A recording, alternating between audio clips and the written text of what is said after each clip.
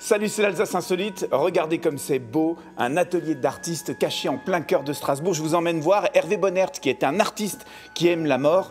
Il réalise avec des objets qu'il récupère, des piétas par exemple, ou des squelettes. Vous allez voir, c'est totalement insolite et extraordinaire. Hervé, t'es là ?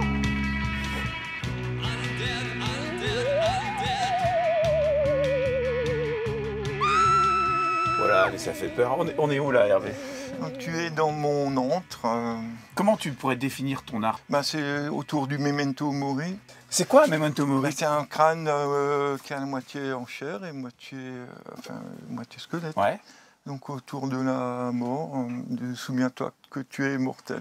Et comment ça t'est venu, toi, de travailler autour de la mort, Hervé ? Parce que finalement, c'est pas courant. Oui, mais je ne peux pas répondre à cette question. C'est le seul terme qui m'inspire.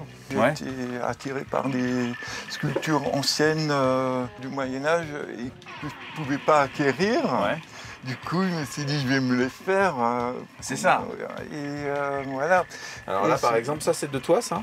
Ça, c'est de moi, oui. Donc, je me suis réinspiré un peu de fouilles archéologiques actuellement, où tu trouves souvent des squelettes, entre autres des crânes avec des clous. Alors là, par exemple, je trouve que c'est vraiment typique de ton travail. Moitié vie, moitié mort. Les têtes de mort, rassure-moi, ce sont des fausses têtes de mort. Ce sont des faux, c'est que du bois. Ça part toujours d'une pièce de récupération, ton travail Toujours, oui. En fait, toutes les pièces que je retravaille sont des pièces qui ont eu un vécu et souvent des pièces qu'on ne regarde plus ou qui ont été abandonnées. Ouais, c'est ça, se redonner vie à des pièces qui ont déjà existé. Qui ont déjà existé.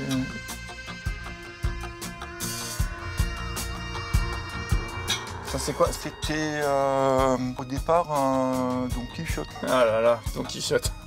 Ça te fait rire quand même.